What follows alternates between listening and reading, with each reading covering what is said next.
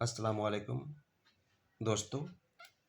ये इंडिया का डाक टिकट 75 पैसे का आज से लगभग 40-50 साल पहले ये छपना शुरू हुआ था।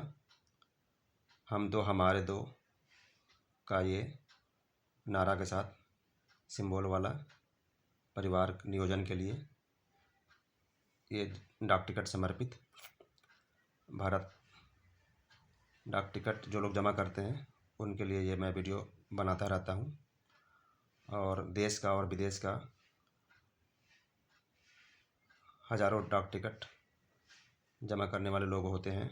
लोग लाखों लाख लोग हैं दुनिया में, बल्कि करोड़ों लोग हैं जो डाक टिकट और पुराने एंटिक कॉइन वगैरह जमा करते हैं।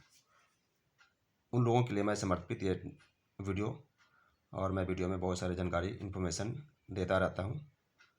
इस चैनल को सब्सक्राइब कर लें और इसमें बहुत सारे वीडियो आप पुराने वीडियो देख सकते हैं, जहाँ पे आपको बहुत सारी जानकारी मिलेगी।